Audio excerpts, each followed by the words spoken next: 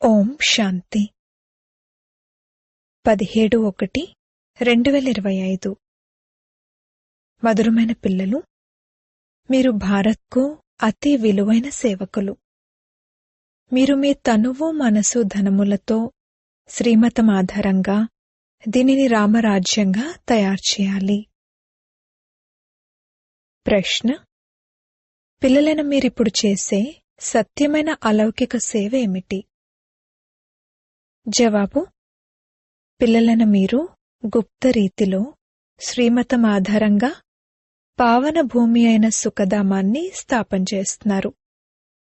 ఇదే భారత్ యొక్క సత్యమైన అలౌకిక సేవ. మీరు అనంతమైన తండ్రి యొక్క శ్రీమతం ఆధారంగా అందరినీ రావణుడి జైలు నుండి విడిపిస్తున్నారు. దీనికోసం మీరు పావనంగా తయారై ఇతరులను కూడా పావనంగా తయారు చేస్తారు. పాట: నయనహీనులకు దారి చూపండి. ఓం శాంతి. ఓ ప్రభు, ఈశ్వర, పరమాత్మ అని అనడంలో మరియు తండ్రి అని అనడంలో ఎంత తేడా ఉంది! ఓ ఈశ్వర, ఓ ప్రభు అని అనడంలో ఎంత గౌరవం ఉంటుంది! అంతేకాక వారిని తండ్రి అని కూడా అంటారు. తండ్రి అన్న పదం చాలా సాధారణమైనది. తండ్రులైతే అనేకానేక మంది ఉన్నారు. ప్రార్థనలో కూడా ఓ ప్రభు, ఓ ఈశ్వర అని అంటారు. బాబా అని ఎందుకనరు? వాస్తవానికి వారు పరంపిత కదా. కాని బాబా అన్న పదం అణిగిపోతుంది, పరమాత్మ అన్న పదం ఉన్నతంగా అవుతుంది. ఓ ప్రభు, నయనహీనునికి దారి చూపించండి అని పిలుస్తారు. బాబా, మాకు ముక్తి జీవన్ముక్తుల మార్గాన్ని చూపించండి అని ఆత్మలంటారు. ప్రభు అన్న పదం ఎంత గొప్పగా ఉంది! తండ్రి అనే పదం సాధారణమైనది. ఇక్కడ తండ్రి వచ్చి అర్థం చేయిస్తున్నారని మీకు తెలుసు. లౌకిక రీతిలోనైతే తండ్రులు ఎంతోమంది ఉన్నారు. నీవే తల్లివి తండ్రివి అని పిలుస్తారు కూడా. ఇవి ఎంత సాధారణమైన పదాలు! ఈశ్వర లేక ప్రభు అని అనడంతో వారు చెయ్యలేనిదేముంది అని భావిస్తారు. తండ్రి వచ్చి ఉన్నారని ఇప్పుడు పిల్లలైన మీకు తెలుసు. తండ్రి చాలా ఉన్నతమైన సహజమైన మార్గాన్ని తెలియజేస్తారు. తండ్రి అంటారు, నా పిల్లలు, మీరు రావణుని మతంపై కామచితిపైకెక్కి భస్మమైపోయారు. ఇప్పుడు నేను మిమ్మల్ని పావనంగా తయారు చేసి ఇంటికి తీసుకువెళ్లేందుకు వచ్చాను. తండ్రిని పిలవడం కూడా మీరొచ్చి పతితం నుండి పావనంగా తయారు చేయండి అని పిలుస్తారు. తండ్రి అంటారు, నేను మీ సేవలోనే వచ్చాను. పిల్లలైన మీరందరూ కూడా భారత్ యొక్క అలౌకిక సేవలో ఉన్నారు. ఈ సేవను మీరు తప్పింకెవ్వరూ చేయలేరు. మీరు భారత్ కోసమే చేస్తారు. శ్రీమతంపై పవిత్రంగా తయారై భారత్ను కూడా అలా తయారు చేస్తారు. రామరాజ్యం రావాలని బాపు గాంధీకి కూడా ఆశ ఉండేది. ఇప్పుడు మనుషులెవరూ రామరాజ్యాన్ని తయారు చేయలేరు. అలా కాకపోతే మరి ప్రభువును పతిత పావనానెందుకు పిలుస్తారు? ఇప్పుడు పిల్లలైన మీకు భారత్ పట్ల ఎంత ప్రేమ ఉంది! సత్యమైన సేవనైతే మీరే చేస్తారు.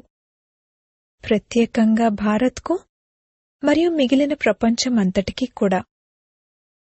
బాపూజీ కోరుకున్నట్లుగా ఈ భారత్ను మళ్లీ రామరాజ్యంగా చేస్తున్నారని మీకు తెలుసు. వారు హద్దులోని బాపూజీ, వీరు అనంతమైన బాపూజీ. వీరు అనంతమైన సేవ చేస్తారు. ఇది పిల్లలైన మీకే తెలుసు. మీలో కూడా మేము రామరాజ్యాన్ని తయారు చేస్తాము అనే నష నంబర్వారుగా ఉంది. మీరు గవర్నమెంట్కు సేవకులు. మీరు దైవీ గవర్నమెంట్ను తయారు చేస్తారు. మీకు భారత్ విషయంలో నష ఉంది. సత్యుగంలో ఇది పావన భూమిగా ఉండేదని ఇప్పుడైతే పతితంగా ఉందని మీకు తెలుసు. ఇప్పుడు మనం తండ్రి ద్వారా మళ్లీ పావన భూమిని లేక సుఖధామాన్ని తయారు చేస్తున్నాము, అది కూడా గుప్తంగా తయారు చేస్తున్నాము అని మీకు తెలుసు. శ్రీమతం కూడా గుప్తంగా లభిస్తుంది.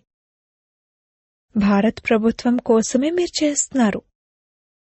శ్రీమతంపై మీరు భారత్ యొక్క ఉన్నతోన్నతమైన సేవను మీ తనువు మనసు ధనములతో చేస్తున్నారు. కాంగ్రెస్ వారు ఎంతగా జైళ్లకు వెళ్లారు. మీకైతే జైలుకు వెళ్లవలసిన అవసరం లేదు. మీది ఆత్మికమైన విషయం. మీ యుద్ధం కూడా పంచవికారాల రూపీ రావణుడితో జరుగుతుంది. ఈ రావణుడి రాజ్యం మొత్తం పృథ్వీపై ఉంది. ఇది మీ సైన్యం. లంక అనేది ఒక చిన్న ద్వీపం. ఈ సృష్టి అనంతమైన ద్వీపం. మీరు అనంతమైన తండ్రి శ్రీమతం ఆధారంగా అందరినీ రావణుడి జైలు నుండి విడిపిస్తారు. ఈ పతిత ప్రపంచపు వినాశనమైతే జరిగి తీరాల్సిందే అని మీకు తెలుసు. మీరు శివశక్తులు. ఈ గోపులు కూడా శివశక్తులే. మీరు గుప్త రీతిలో భారత్కు చాలా పెద్ద సేవ చేస్తున్నారు. మున్ముందు అందరికీ తెలుస్తుంది. మీది శ్రీమతం ఆధారంగా చేసే ఆత్మిక సేవ. మీరు గుప్తంగా ఉన్నారు. ఈ బీకేలు తమ తనువు మనసు ధనములతో భారత్ను శ్రేష్టాతి శ్రేష్టమైన సత్యఖండంగా తయారు చేస్తున్నారు అన్నది ఈ ప్రభుత్వానికి తెలియనే తెలియదు. భారత్ సత్యఖండంగా ఉండేది, ఇప్పుడు అసత్యఖండంగా ఉంది. ఒక్క తండ్రే సత్యమైన వారు. God is truth. భగవంతుడు సత్యం అని అంటారు కూడా. మీకు నరుని నుండి నారాయణునిగా తయారయ్యే సత్యమైన శిక్షణ ఇస్తున్నారు. తండ్రి అంటారు, కల్పపూర్వం కూడా మిమ్మల్ని నరుని నుండి నారాయణునిగా తయారు చేశాను. రామాయణంలోనైతే ఏమేమి కథలు కూర్చుని రాసేశారు. రాముడు వానర సైన్యాన్ని తీసుకున్నారని అంటారు. మీరు ఇంతకుముందు వానరుల వల్లే ఉండేవారు. ఇది ఒక్క సీత విషయం కాదు. ఎలా ఈ రావణ రాజ్యాన్ని వినాశనం చేయించి రామరాజ్యాన్ని స్థాపన చేస్తారు అనేది తండ్రి అర్థం చేయిస్తారు. ఇందులో కష్టతరమైన విషయమేదీ లేదు. వారైతే ఎంత ఖర్చు పెడతారు. రావణుడి బొమ్మను తయారు చేసి దాన్ని కాలుస్తారు. ఏమీ అర్థం చేసుకోరు. పెద్ద పెద్ద వాళ్ళందరూ వెళ్తారు. విదేశీయులకు కూడా చూపిస్తారు. కాని ఏమీ అర్థం చేసుకోరు. ఇప్పుడు తండ్రి అర్థం చేయిస్తుంటే పిల్లలైన మీకు మనసులో ఉల్లాసం ఉంది. మేము భారత్ యొక్క సత్యమైన ఆత్మిక సేవ చేస్తున్నాము అని. మిగిలిన ప్రపంచమంతా రావణుడి మతంపై ఉంది. మీరు రాముని శ్రీమతంపై ఉన్నారు. రామానండి, శివానండి పేర్లైతే చాలా పెట్టేశారు. పిల్లలైన మీరు భారత్కు శ్రీమతంపై ఉన్న అతి విలువైన సేవకులు. ఓ పతిత పావన, మీరొచ్చి పావనంగా చేయండి అని అంటారు కూడా. సత్యుగంలో మనకెంత సుఖం లభిస్తుంది అనేది మీకు తెలుసు. అపారమైన ఖజానా లభిస్తుంది. అక్కడ సగటున ఆయువు కూడా ఎంత ఎక్కువగా ఉంటుంది. వారు యోగి, ఇక్కడున్న వారందరూ భోగి. వారు పావనులు, వీరు పతితులు. ఎంతగా రాత్రికి పగలుకు ఉన్నంత తేడా ఉంది. శ్రీకృష్ణుణ్ణి కూడా యోగి అని అంటారు, మహాత్మాని కూడా అంటారు. కాని వాస్తవానికి అతనే సత్యమైన మహాత్మ. అతణ్ణి సర్వగుణ సంపన్నుడు అని మహిమ చేస్తారు. ఆత్మ మరియు శరీరం రెండూ పవిత్రమైనవి. సన్యాసులైతే గృహస్థుల వద్ద వికారాలతో జన్మించి మళ్లీ సన్యాసులుగా అవుతారు. ఈ విషయాలను ఇప్పుడు మీకు తండ్రి అర్థం చేయిస్తారు. ఈ సమయంలో మనుషులు అధర్మయుక్తంగా బాధగా ఉన్నారు. సత్యుగంలో ఎలా ఉండేవారు? ధార్మికంగా ధర్మయుక్తంగా ఉండేవారు. 100% సంపన్నులుగా ఉండేవారు. సదా సంతోషంలో ఉండేవారు. రాత్రికి పగలుకు ఉన్నంత తేడా ఉంది. ఇది యాక్యురేట్గా మీకే తెలుసు. భారత్ స్వర్గం నుండి నరకంగా ఎలా తయారైంది అనేది ఎవరికీ తెలియదు. లక్ష్మీనారాయణలను పూజ చేస్తారు, వారి మందిరాలు తయారు చేస్తారు, కాని ఏమీ అర్థం చేసుకోరు. తండ్రి అర్థం చేయిస్తూ ఉంటారు, ఈ లక్ష్మీనారాయణలు ఈ పదవిని ఎలా పొందారు, వీరు ఏం చేశారని వీరి మందిరాలను తయారు చేశారు అనే విషయాలను మంచి మంచి పొజిషన్లలో ఉండేవారికి, బిర్లా వంటి వారికి కూడా అర్థం చేయించొచ్చు. వారి కర్తవ్యం గురించి తెలియకుండా పూజ చేయడం అంటే అది రాతి పూజ లేక బొమ్మల పూజ అయినట్లు. ఇతర ధర్మాల వారికైతే క్రైస్ట్ ఫలానా సమయంలో వచ్చారని, మళ్లీ వస్తారని తెలుసు. పిల్లలైన మీకు ఎంత గుప్తమైన ఆత్మిక నశ ఉండాలి. ఆత్మకు సంతోషం కలగాలి. అర్ధకల్పం దేహాభిమానులుగా అయ్యారు. ఇప్పుడు తండ్రి అంటారు, అశరీరిగా అవ్వండి, స్వయాన్ని ఆత్మగా భావించండి. మన ఆత్మ తండ్రి నుండి వింటుంది. ఇతర సత్సంగాలలో ఎప్పుడూ ఇలా భావించరు. ఈ ఆత్మిక తండ్రి కూర్చుని ఆత్మిక పిల్లలకు అర్థం చేయిస్తున్నారు. ఆత్మే అన్నీ వింటుంది కదా. నేను ప్రధానమంత్రిని, నేను ఫలానాను అని ఆత్మే అంటుంది. ఆత్మ ఈ శరీరం ద్వారా నేను ప్రధానమంత్రిని అని అంటుంది. ఇప్పుడు మీరంటారు, ఆత్మైన నేను పురుషార్థం చేసి స్వర్గంలోని దేవీదేవతగా తయారవుతున్నాను. నేను ఆత్మను, ఇది నా శరీరము. దేహి అభిమానిగా అవ్వడంలోనే చాలా కష్టపడాల్సుంటుంది. గడియ గడియ స్వయాన్ని ఆత్మగా భావిస్తూ తండ్రిని స్మృతి చేస్తూ ఉన్నట్లయితే వికర్మలు వినాశనం అవుతాయి.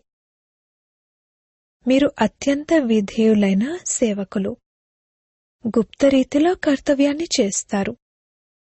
కావున నష కూడా గుప్తంగా ఉండాలి. మనం గవర్నమెంట్కు ఆత్మిక సేవకులము. భారత్ను స్వర్గంగా తయారు చేస్తాము. కొత్త ప్రపంచంలో కొత్త భారత్ ఉండాలి, కొత్త ఢిల్లీ ఉండాలి అని బాపూజీ కూడా కోరుకునేవారు. ఇప్పుడు కొత్త ప్రపంచమైతే లేదు. ఈ పాత ఢిల్లీ శ్మశానంగా అవుతుంది, మళ్లీ పరిస్థాన్గా అవనున్నది. ఇప్పుడు దీనిని పరిస్థానని అనరు. కొత్త ప్రపంచంలో పరిస్థాన్ను, కొత్త ఢిల్లీని మీరు తయారు చేస్తున్నారు. ఇవి బాగా అర్థం చేసుకోవాల్సిన విషయాలు. ఈ విషయాలను మర్చిపోకూడదు. భారత్ను మళ్లీ సుఖధామంగా తయారు చేయడం ఎంత ఉన్నతమైన కార్యం. డ్రామా ప్లాన్ అనుసారంగా సృష్టి పాతగా అవ్వాల్సిందే. దుఃఖధామం కదా. దుఃఖహర్త సుఖకర్త అని ఒక్క తండ్రినే అనడం జరుగుతుంది. తండ్రి 5000 సంవత్సరాల తర్వాత దుఃఖంగా ఉన్న భారత్ను సుఖంగా తయారు చేస్తారని మీకు తెలుసు. సుఖాన్ని కూడా ఇస్తారు, శాంతిని కూడా ఇస్తారు. మనసు యొక్క శాంతి ఎలా దొరుకుతుంది అని మనుషులు అంటూ ఉంటారు కూడా. ఇప్పుడు శాంతి అనేది శాంతిధామమైన స్వీట్ హోంలోనే ఉంటుంది. దానిని సుఖధామం అంటారు. అక్కడ శబ్దమూ ఉండదు, దుఃఖమూ ఉండదు. సూర్యుడు, చంద్రుడు మొదలైనవి కూడా ఉండవు. ఇప్పుడు పిల్లలైన మీకు ఈ జ్ఞానమంతా ఉంది. తండ్రి కూడా వచ్చి విధేయుడైన సేవకునిగా అయ్యారు కదా. కాని తండ్రి గురించి అసలు తెలియనే తెలియదు. అందరినీ మహాత్ములు అని అనేస్తారు. కేవలం స్వర్గంలోని వారు తప్ప ఇంకెవరూ మహాత్ములు కారు. అక్కడ ఆత్మలు పవిత్రంగా ఉంటారు. పవిత్రంగా ఉండేవారు కావున శాంతి, సంపన్నత కూడా ఉండేవి. ఇప్పుడు పవిత్రత లేదు కావున ఏమీ లేవు. పవిత్రతకే విలువ ఉంది. దేవతలు పవిత్రంగా ఉన్నారు కావున వారెదురుగా తలవంచి నమస్కరిస్తారు. పవిత్రులను పావనులని, అపవిత్రులను పతితులని అంటారు. వీరు మొత్తం విశ్వమంతటికీ అనంతమైన బాపూజీ. ఆ మాటకొస్తే మేయర్ను కూడా సిటీ ఫాదర్ అని అంటారు. అక్కడ ఇటువంటి విషయాలుండవు. అక్కడైతే రాజ్యం నియమబద్ధంగా నడుస్తుంది. ఓ పతితపావన రండి అని పిలుస్తారు కూడా. ఇప్పుడు తండ్రి పవిత్రంగా అవ్వండి అని చెప్తే అదెలా కుదురుతుంది? మరి పిల్లలెలా పుడతారు? సృష్టి ఎలా వృద్ధి అవుతుంది అని అంటారు.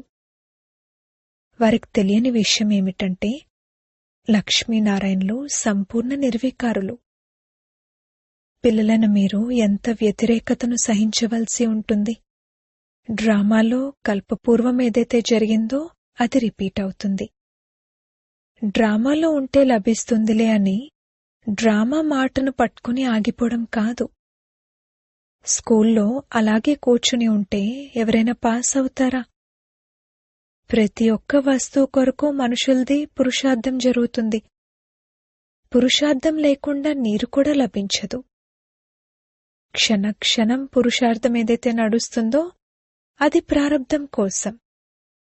అనంతమైన సుఖం కోసం అనంతమైన పురుషార్థం చేయాలి. ఇప్పుడున్నది బ్రహ్మ యొక్క రాత్రి, ఇదే బ్రాహ్మణుల రాత్రి. మళ్ళీ బ్రాహ్మణుల పగలు వస్తుంది. శాస్త్రాల్లో కూడా చదివేవారు కాని ఏమీ అర్థం చేసుకునేవారు కాదు. ఈ బాబా స్వయం కూర్చుని రామాయణం, భాగవతం మొదలైనవి వినిపించేవారు. పండితునిలా కూర్చునేవారు. అది భక్తి మార్గమని ఇప్పుడు అర్థమైంది. భక్తి వేరు, జ్ఞానం వేరు. తండ్రి అంటారు, మీరు కామచితిపై కూర్చుని అందరూ నల్లగా అయిపోయారు. శ్రీకృష్ణుణ్ణి కూడా శ్యామసుందరుడు అని అంటారు కదా. పూజారులు అంధశ్రద్ధ కలవారు. అది ఎంతటి భూత పూజ! శరీరాన్ని పూజించడం అంటే పంచతత్వాలను పూజించినట్లే అవుతుంది. దీనిని వ్యభిచారి పూజ అంటారు. భక్తి మొదట అవ్యభిచారిగా ఉండేది. ఒక్క శివుణ్ణే పూజించేవారు. ఇప్పుడు చూడండి ఏమేమి పూజలు జరుగుతూ ఉంటాయి. తండ్రి అద్భుతాన్ని కూడా చూపిస్తారు, జ్ఞానాన్ని కూడా అర్థం చేయిస్తున్నారు. ముళ్ల నుండి పుష్పాలుగా తయారు చేస్తున్నారు. దానిని పుష్పాల తోటనే అంటారు. కరాచీలో కాపలా కోసం ఒక పఠాన్ ఉండేవారు, ముస్లిం జాతివారు. అతను కూడా ధ్యానంలోకి వెళ్లేవారు. నేను బహిష్తులోకి వెళ్లాను, ఖుదా నాకు పుష్పాలు ఇచ్చారు అని అంటూ ఉండేవారు. అతనికి చాలా మజా వచ్చేది. ఇది అద్భుతం కదా. వారు 7 అద్భుతాలు అని అంటారు. వాస్తవానికి స్వర్గమే ప్రపంచంలోని అసలైన అద్భుతం. ఇదెవ్వరికీ తెలీదు. మీకు ఎంత ఫస్ట్ క్లాస్ జ్ఞానం లభించింది. మీకెంత సంతోషం కలగాలి. బాప్దాదా ఎంత ఉన్నతోన్నతమైన వారు, అయినా ఎంత సింపుల్గా ఉంటారు. వారు నిరాకారి, నిరహంకారి అని తండ్రి మహిమనే గానం చేయడం జరుగుతుంది. తండ్రి అయితే వచ్చి పిల్లలకు సేవ చేయాలి కదా. తండ్రి ఎల్లప్పుడూ పిల్లల సేవ చేసి వారికి ధన సంపదల్నిచ్చి స్వయం వానప్రస్థావస్థ తీసుకుంటారు. పిల్లలను తమ తలపైకెక్కించుకుంటారు. పిల్లలను మీరు విశ్వానికి యజమానులుగా అవుతారు. మధురమైన ఇంటికి వెళ్లి మళ్లీ వచ్చి మధురమైన రాజ్యాన్ని తీసుకుంటారు. తండ్రి అంటారు, నేనైతే రాజ్యాన్ని తీసుకోను. సత్యమైన నిష్కామ సేవాధారి అయితే ఒక్క తండ్రే. కావున పిల్లలకు ఎంత సంతోషముండాలి. కాని మాయ మరిపింపజేస్తుంది. ఇంత గొప్ప బాప్దాదాను మర్చిపోకూడదు. తాతగారి ఆస్తిపై ఎంత నష ఉంటుంది. మీకైతే శివ్ బాబా లభించారు. ఇది వారి ఆస్తి. తండ్రి అంటారు, నన్ను స్మృతి చేయండి మరియు దైవీ గుణాలను ధారణ చేయండి. ఆసురీ గుణాలను తొలగించి వేయాలి. నిర్గుణుణ్ణైన నాలో ఏ గుణాలు లేవు అని పాడతారు కూడా. నిర్గుణ సంస్థ కూడా ఉంది. దాని అర్థమైతే ఎవరికీ తెలీదు. నిర్గుణ్ అంటే ఏ గుణమూ లేదు అని అర్థం. కాని వారది అర్థం చేసుకోరు. పిల్లలైన మీకు తండ్రి ఒకే విషయాన్ని అర్థం చేయిస్తున్నారు. మీరు చెప్పండి, మేమైతే భారత్ సేవలో ఉన్నాము. అందరికీ బాపూజీ అయిన తండ్రి శ్రీమతంపై మేము నడుస్తున్నాము. శ్రీమద్ భగవద్గీత అని అంటూ ఉంటారు. అచ్చా, మధురాతి మధురమైన సిక్కిలదే పిల్లలకు మాతాపితా బాప్దాదాల ప్రియ స్మృతులు మరియు గుడ్ మార్నింగ్. ఆత్మిక పిల్లలకు ఆత్మిక తండ్రి నమస్తే. ధారణ కొరకు ముఖ్య సారము. మొదటి పాయింట్, ఏ విధంగా ఉన్నతోన్నతుడైన బాప్దాదా సింపుల్గా ఉంటారో అలా చాలా చాలా సింపుల్గా, నిరాకారిగా మరియు నిరహంకారిగా ఉండాలి. తండ్రి ద్వారా ఫస్ట్ క్లాస్ అయిన జ్ఞానం ఏదైతే లభించిందో దానిని చింతన చేయాలి.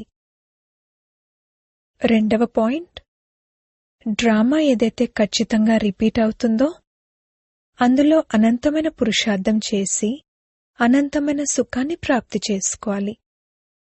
ఎప్పుడూ డ్రామా అని అంటూ ఆగిపోకూడదు. ప్రారబ్ధం కొరకు పురుషార్థం తప్పకుండా చేయాలి. వరదానము. అవ్యక్త స్వరూపం యొక్క సాధన ద్వారా శక్తిశాలి వాయుమండలాన్ని తయారుచేసే అవ్యక్త ఫరిష్తా భవ. వాయుమండలాన్ని శక్తిశాలిగా తయారుచేసేందుకు సాధనం తమ అవ్యక్త స్వరూపం యొక్క సాధన. దీనిపై పదే పదే అటెన్షన్ ఉండాలి. ఎందుకంటే ఏ విషయం యొక్క సాధనైతే చేస్తారో ఆ విషయంపైనే ధ్యాస ఉంటుంది. కావున అవ్యక్త స్వరూపం యొక్క సాధన అనగా పదే పదే అటెన్షన్ యొక్క తపస్య కావాలి. అందుకే అవ్యక్త ఫరిష్తా భవ అన్న వరదానాన్ని స్మృతిలో ఉంచుకుని శక్తిశాలి వాయుమండలాన్ని తయారుచేసే తపస్య చేయండి. అప్పుడు మీ ముందుకు ఎవరు వచ్చినా వారు వ్యక్తం మరియు వ్యర్థ విషయాల నుండి అతీతంగా అయిపోతారు. స్లోగన్. సర్వశక్తివంతుడైన తండ్రిని ప్రత్యక్షం చేయడానికి ఏకాగ్రతా శక్తిని పెంచుకోండి. మీ శక్తిశాలి మనసా ద్వారా సకాషిచ్చే సేవ చేయండి. ఏ విధంగా మీ స్థూల కార్యాల ప్రోగ్రాంను దినచర్య అనుసారంగా సెట్ చేసుకుంటారో అలా మీ మనసా సమర్థ స్థితి యొక్క ప్రోగ్రాంను సెట్ చేసుకోండి. ఎంతగా మీ మనసును సమర్థ సంకల్పాలలో బిజీగా పెట్టుకుంటారో అంతగా మనసుకు అప్సెట్ అయ్యేందుకు సమయమే లభించదు. మనసు సదా సెట్ అయి ఉంటే అనగా ఏకాగ్రమై ఉంటే స్వతహాగానే మంచి వైబ్రేషన్లు వ్యాపిస్తాయి. సేవ జరుగుతుంది. ఓం శాంతి.